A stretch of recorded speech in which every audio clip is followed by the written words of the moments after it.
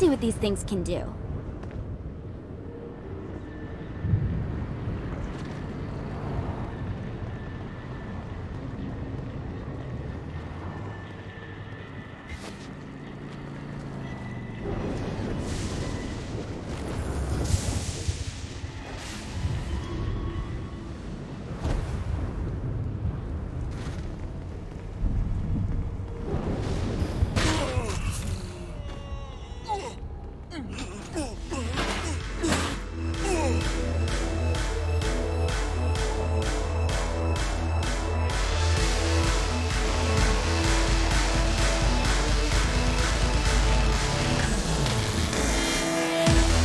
Lights up. William Shakespeare, humanity's greatest playwright, and hell's most diabolical purveyor of entertainment, looks on as a brave mortal on an Orphean quest enters.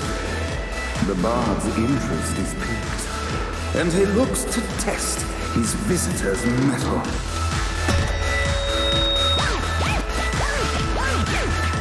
The masked tragedies were used to enemies cowering as they approached. But soon they realized that they faced a foe with courage and nobility, traits uncommon in the fires of perdition.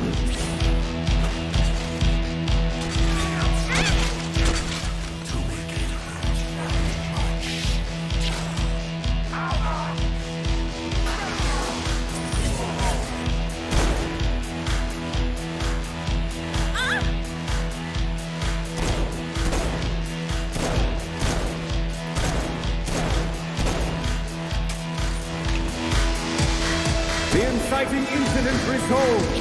The time had come for rising action.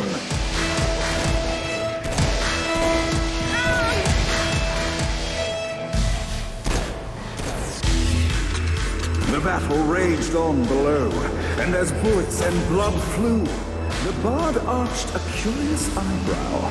Could this mortal be the exact thing that Shakespeare needed?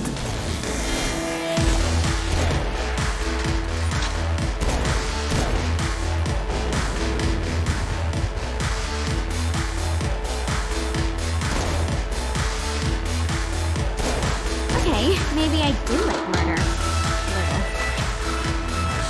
This battle is far from over, mortal. Arise! And now, Act 3.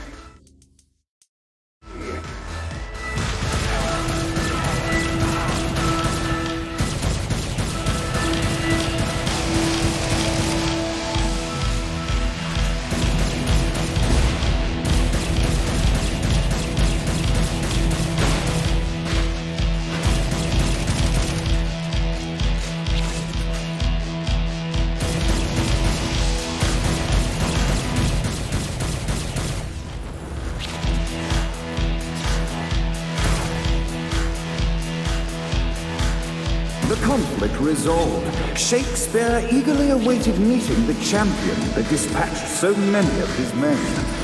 Undoubtedly, they were here for the bard's aid. And while happy endings were not a thing found in hell, Shakespeare always had a soft spot for comedies. In the land of the living, William Shakespeare is regarded as one of the most prolific playwrights of all time. However, to the denizens of hell, the bard is seen in a far different light. After selling his soul for fame and adoration, Shakespeare served in hell as Satan's spy master general. In doing his duty, Shakespeare would punish the souls he was investigating by forcing them to perform in grotesque passion plays for Satan's amusement. But in a Twelfth Night-esque twist, Shakespeare found himself living a double life. While he projected an image of cruelty, his heart was as soft as Jezebel's. In secret, he would tutor her on the classics and act out the works of his mortal days. When Satan found out, he cast Shakespeare out of the palace, believing that the poet would be tormented by the populace of hell, far out of Jezebel's sight. But Satan had not counted on the bard's cunning. Embracing his persona of master torturer, Shakespeare and his followers, the tragedies, took root in the entertainment district, biding their time for revenge.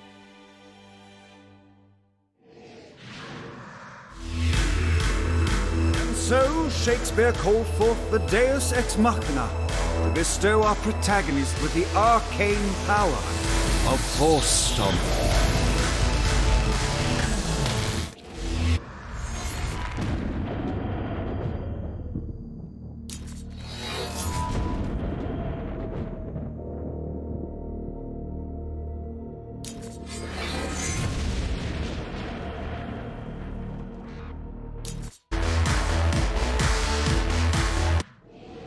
Lights up. The mortal stands in the training grounds, eager to try out his new Force Stomp power on the group of demons in front of them. Your prayers won't be answered. Act 1, Scene 2, in which our protagonist kills more demons. Act 2, in which our protagonist is greeted by foul imps.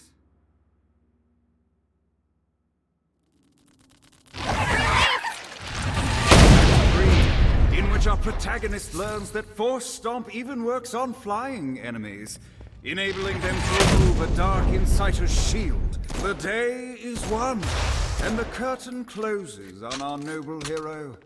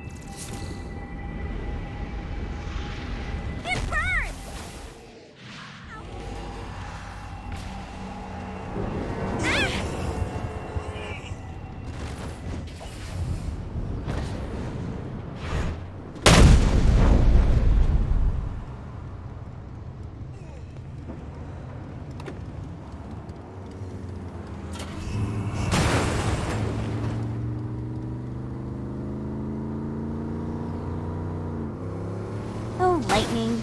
Is there nothing you can't do?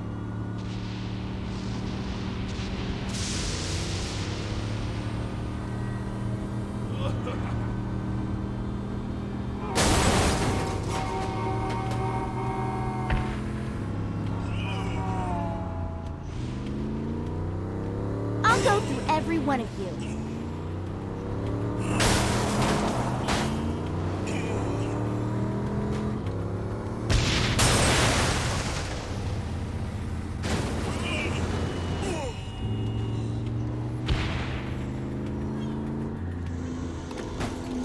A Damned Soul's Orientation Guide, Chapter 5. On Hoarding Sins. Some of the more frugal of the damned take all their worldly possessions with them when they travel, fearful of leaving things behind where they can be taken. Naturally, I've made it incredibly easy for you to spot those individuals, so you may mug them and capture the sins for yourself.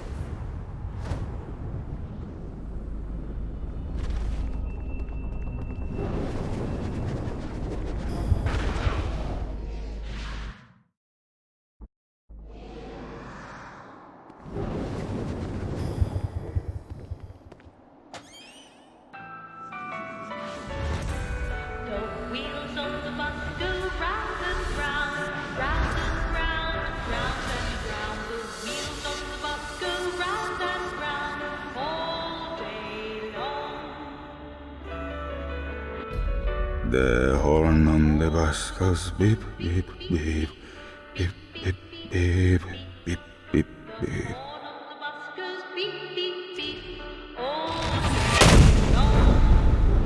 You really do. I gotta say, the song is pretty catchy. Does the banality of this children's song drive you mad? This isn't pop music? You're a strange.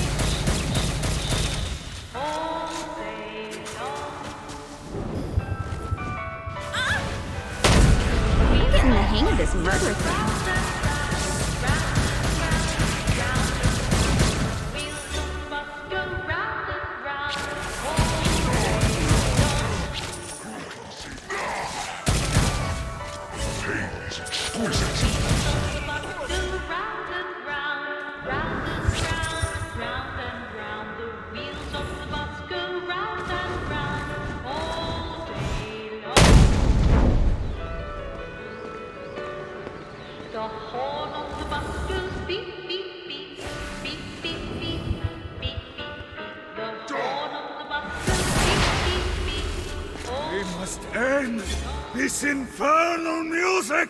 Come, let us return to my castle, so we may plot our next steps in proper surrounds. Johnny led Vlad back to his castle, which since his incarceration became a haven for frat parties and squatters. But the systematic impaling of trespassers would have to wait. Vlad was a man of his word, and was eager to provide intel that could aid in hobbling Satan's armies.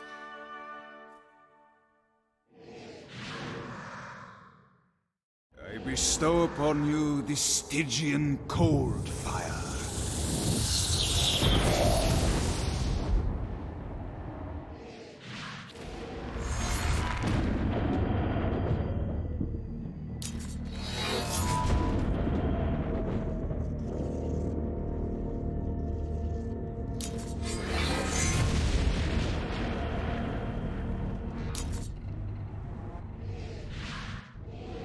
I brought you to this inferno to teach you about the power I have granted you. Cold fire is an aura, which means you must activate the power and get close to an enemy before they will feel the cold embrace of the Stygian flames. Try it against these demons. Waste of time. Well done. Now here comes a dark inciter. Use your aura, then get close to him to take down his shields. From there, you can finish him off with your pistol. The seed You've done it. Doesn't it feel good to watch an enemy burn?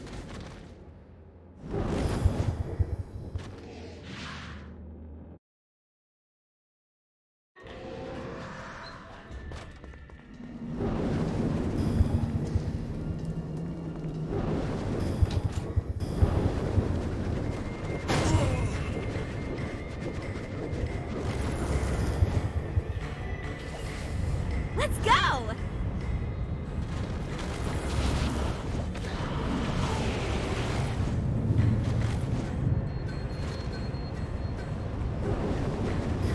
You really should buckle up.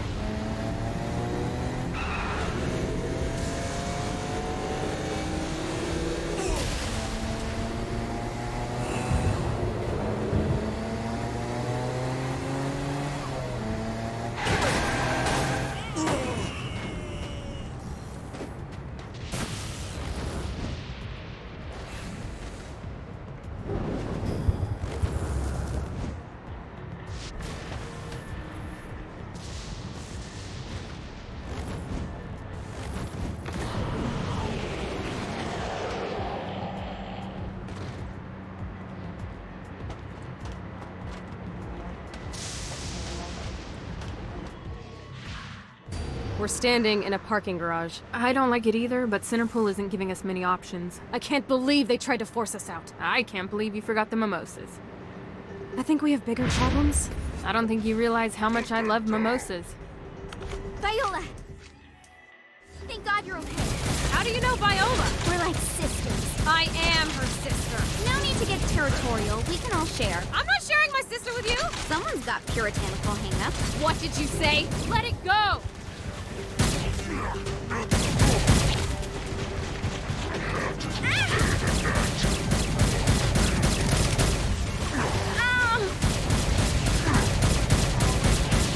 Should have said teacup.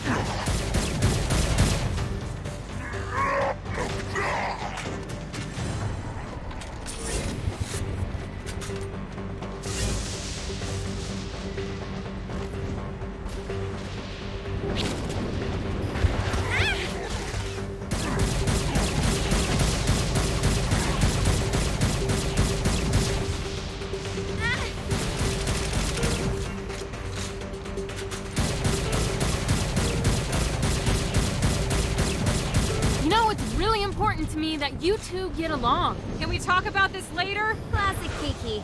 Always deflecting. Classic Kiki? I've never met you. I know everything about you. She grows on you. I promise. Great.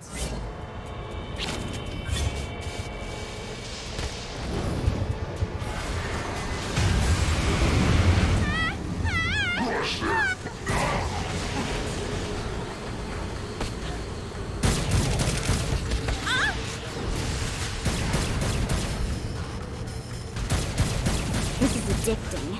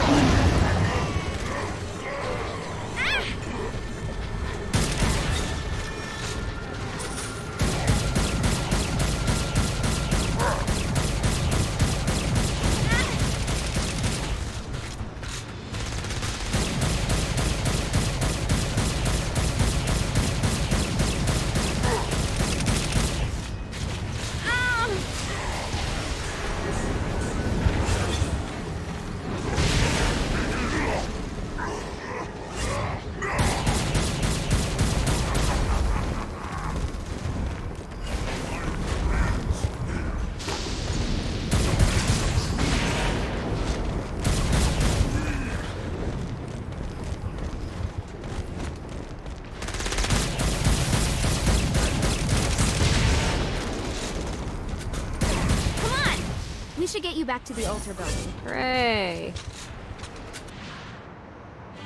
After being reunited in Hell, Kiki and Viola wasted no time in doing what they do best: facilitate the running of businesses. However, the De Winter sisters' success did not sit well with other would-be power players in Hell. The sisters' operations all came under attack at once, forcing them on the run. Soon, the twins found themselves on the receiving end of an offer they couldn't refuse. After all, it was better to own 1/5 of something than to be dead.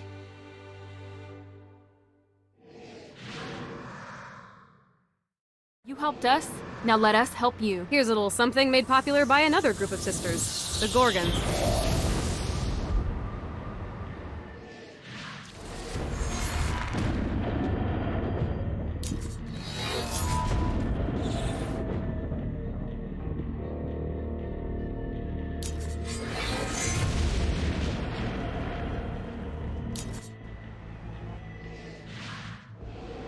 Alright, Dane's letting us use his Ultor training room to test out your Stone Blast power.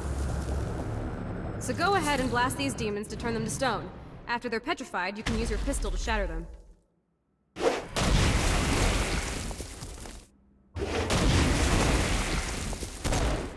Nice!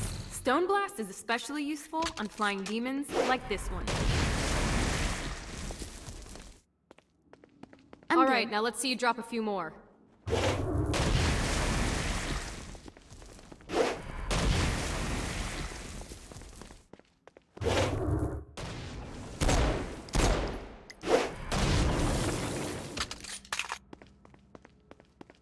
A blast will also take down the shield of the Dark Insider, leaving it. I think you've got the gist of it. Alright, let's go.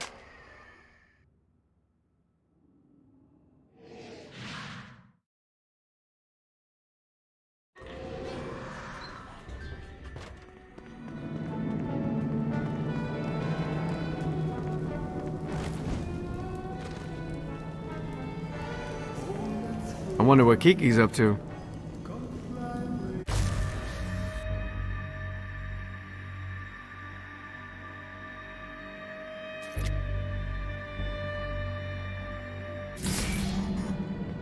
Check out the vending machine near the Ultor building. Is it a special vending machine? No. Have you bought stuff from a store already? Probably. But I would be remiss as your guide if I didn't show you the basics.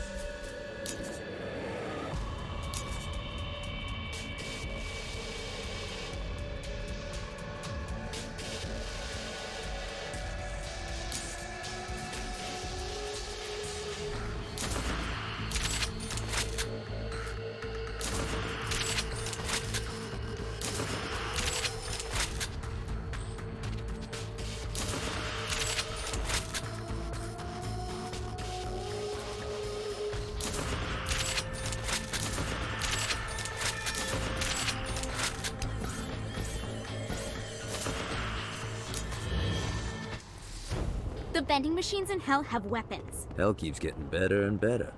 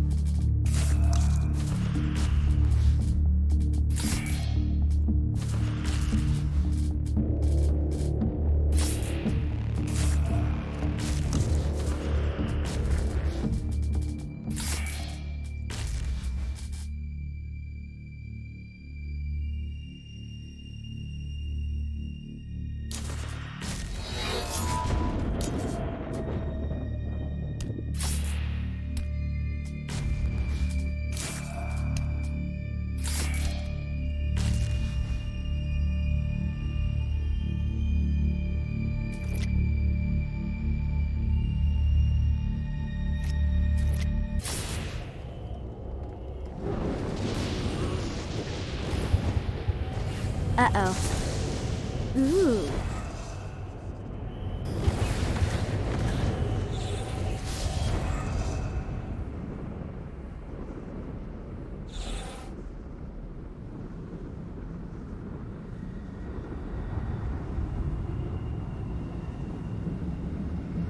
Gravity!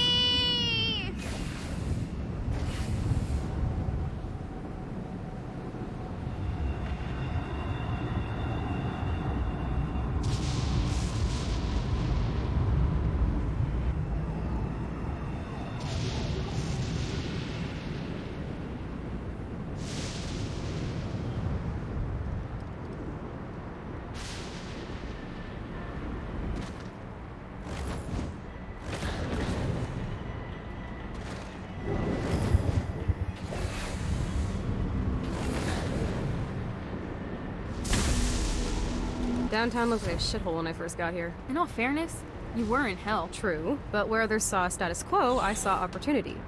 I knew that if I wanted to revitalize downtown, I would need clout and capital. I just needed to find the right business venture to get started. I looked at the market and saw that Centerpol was the only game in town for defense and law enforcement, and knew I could create a powerful alternative. Soon, Cerberus Security was founded.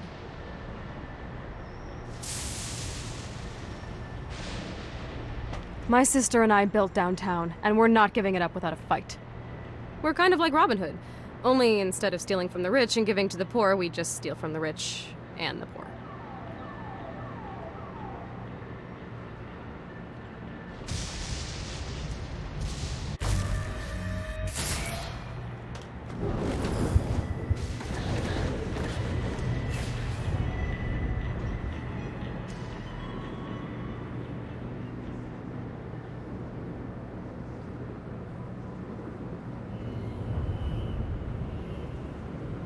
This is bad.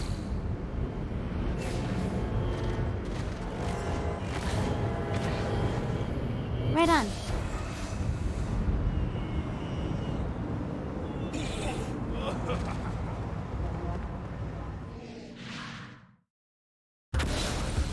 Okay, I have a thought on how we can get the attention of Satan, and I really think you're gonna like this one. Blow the shit out of everything, and I mean everything! Demons, cars, fences are real popular. Just tear this place apart.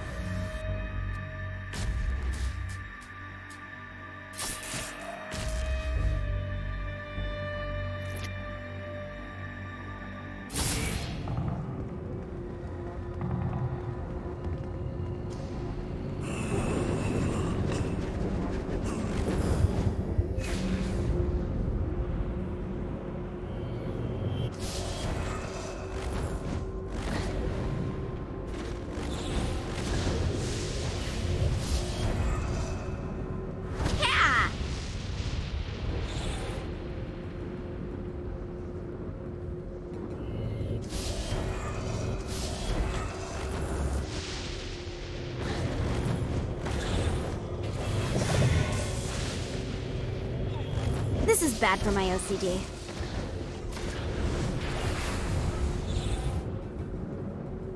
Maybe I should try blasting it.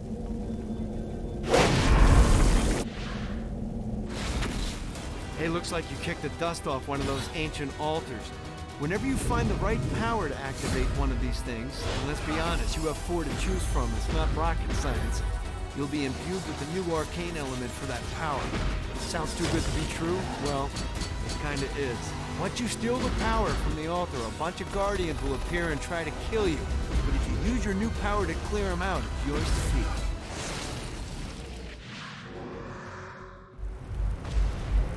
Now you can send vengeful souls screaming at your enemies. Don't worry too much about aiming. The souls will know where to go.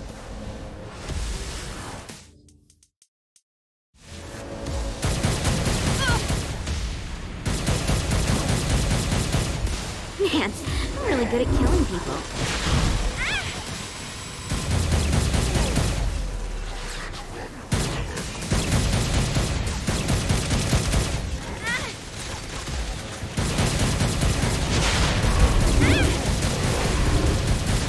More demons!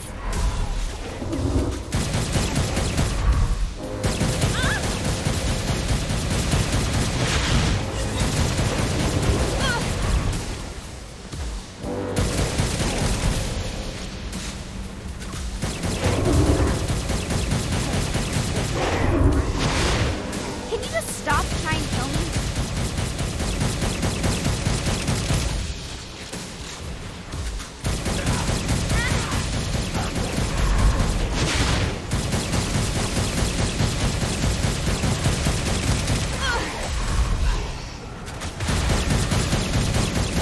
This is so much better than therapy.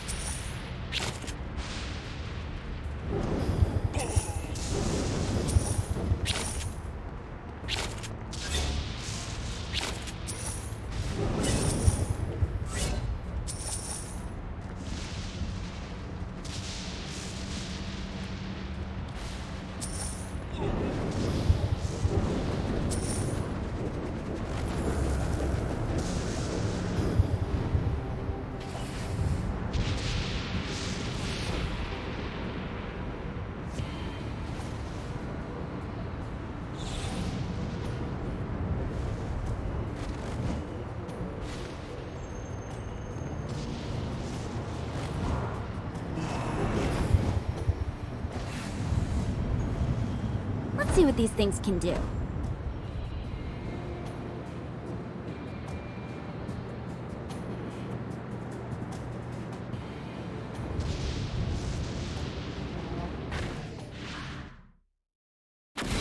Alright, buddy, let's take this opportunity to stretch those wings. I've set up a rudimentary flight path through the city.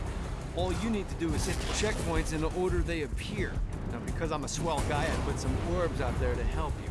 The white ones will recharge your wings. The green ones will give you more stamina. Let's go.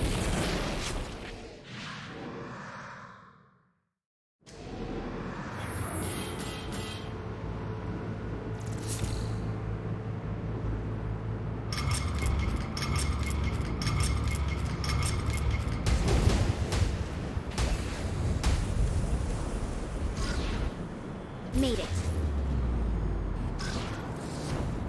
This isn't so tough.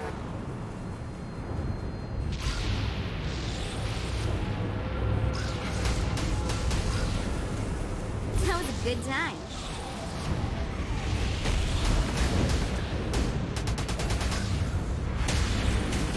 Let's go!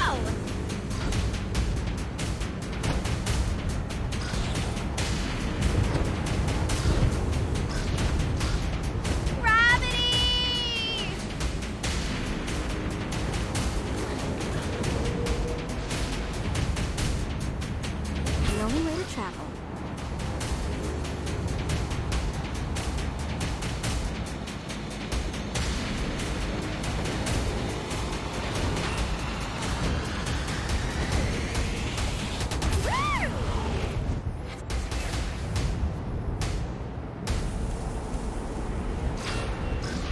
Keep it up, Kinsey. Alright. The only way to travel. Made it.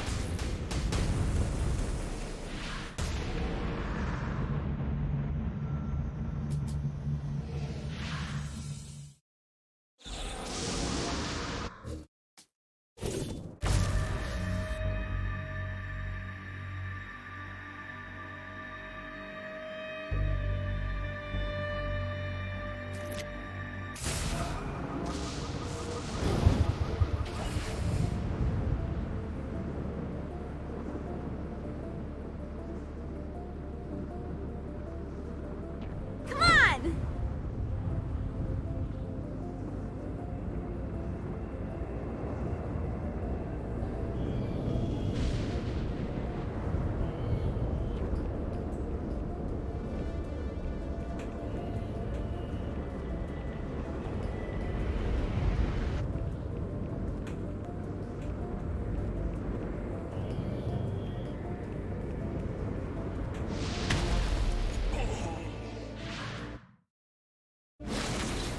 My lawyer, Legal Lee, figured out a way to get some gold-level clients a fast track out of hell.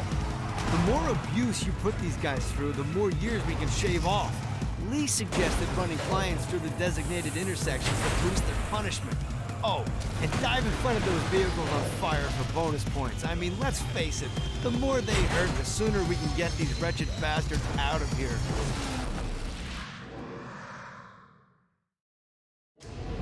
While his wife Laura was admitted into heaven, the Heavenly Father was less forgiving of poor Tobias, whose shirtless antics as a crazed drug dealer firmly earned him a place inside the Great Inferno. However, ever the optimist, Tobias tried to look on the bright side of being transformed into a husk. After all, while the removal of his signature dreadlocks was a disappointment, he was finally free from having to wear pants ever again. But while Perpetual Commando appealed to Tobias, he still yearned for Laura and her delightful snickerdoodles. Touched by his story and terrified by his demeanor, Legal Lee worked with renewed purpose to unite the two lovers.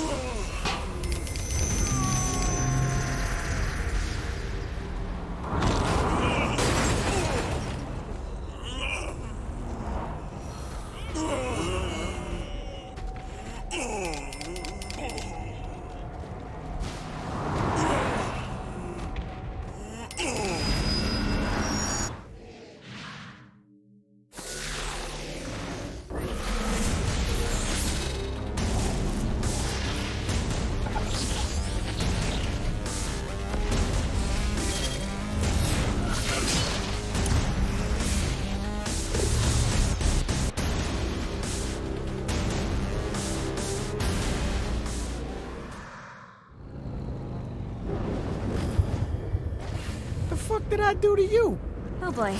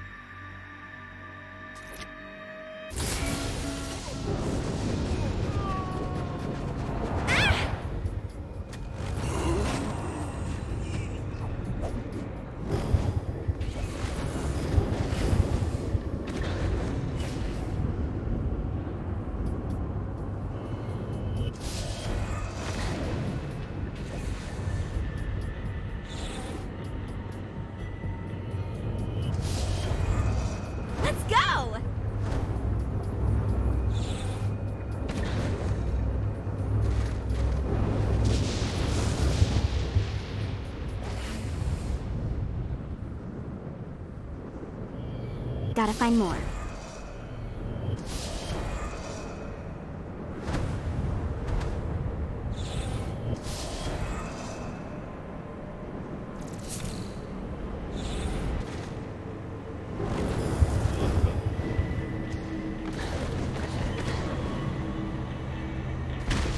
The Barrens is the perfect staging grounds for all manner of operations against Satan. But first, we have to secure it. Dane has a soft spot for Kiki. I hope it doesn't get him killed.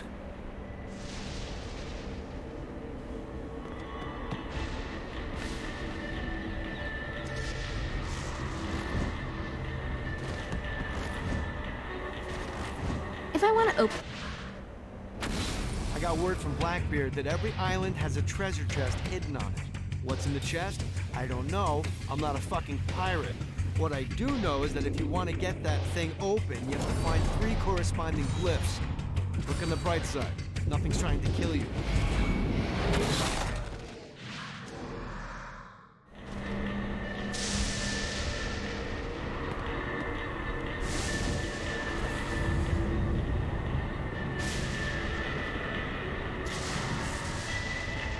Another clue.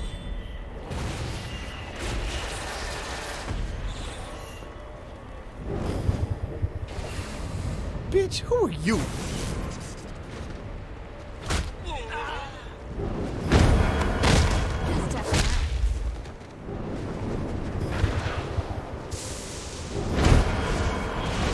That should make Dane happy.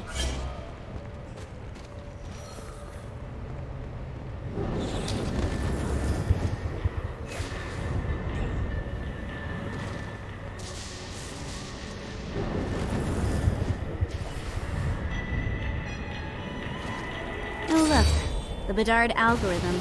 How pedestrian.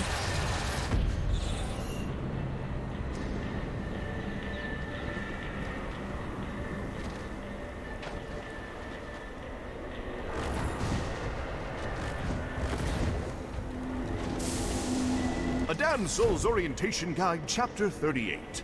Imps. Little bundles of pure sin.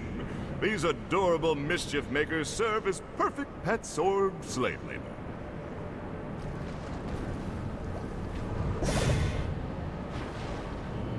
How many of these are there?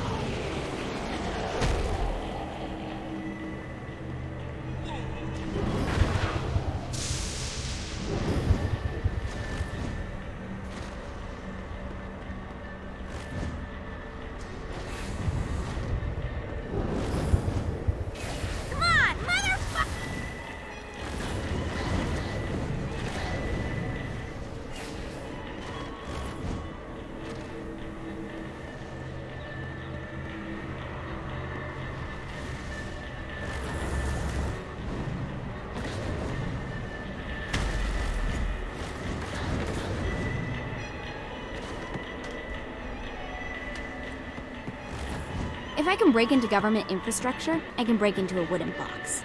Let's see what Blackbeard was hiding.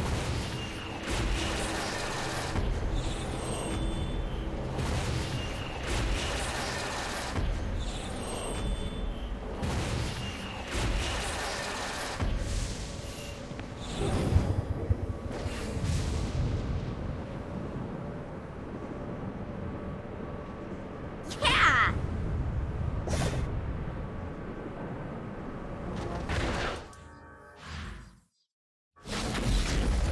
There's lots of ways to get Satan's attention, but we should never forget the classic. Rampant fucking murder. Pride is a sin the Devil's Army has in spades, so if you want to pick a fight, you can bet your ass they're coming in droves.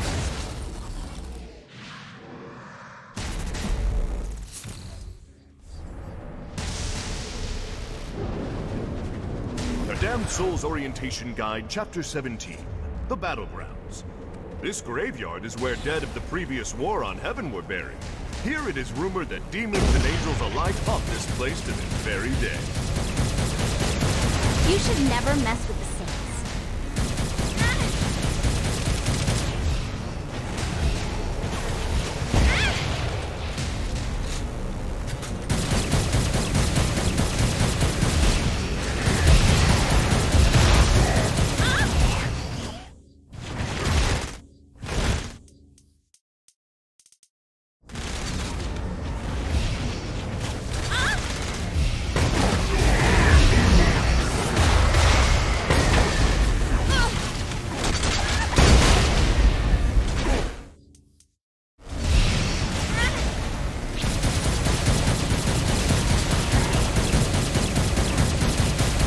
Don't you guys ever quit?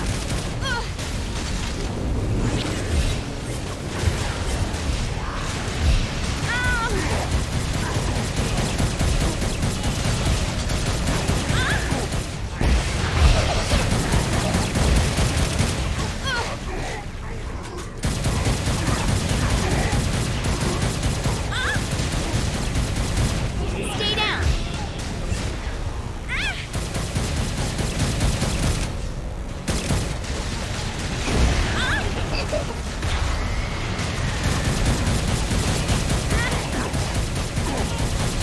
Can you just stop trying to kill me?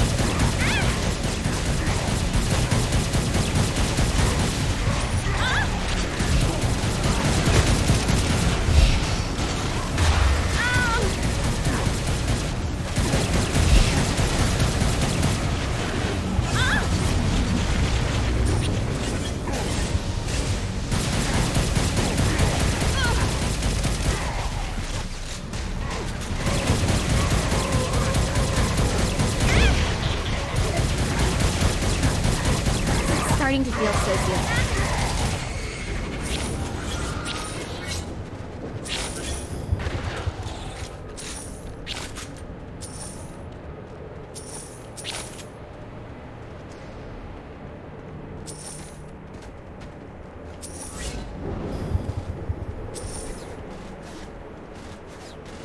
Okay, what would jump?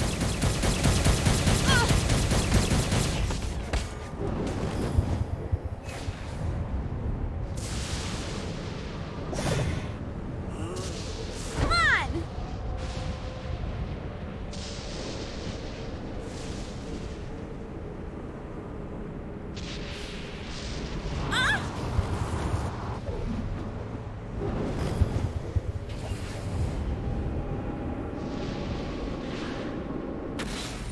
Alright, you found one of the marshalling grounds. Satan uses these things to arm and send off armies to crush his enemies.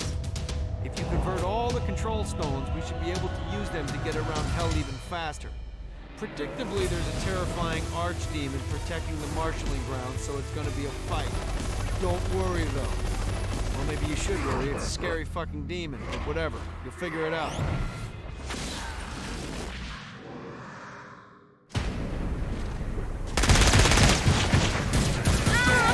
This is so much better than therapy.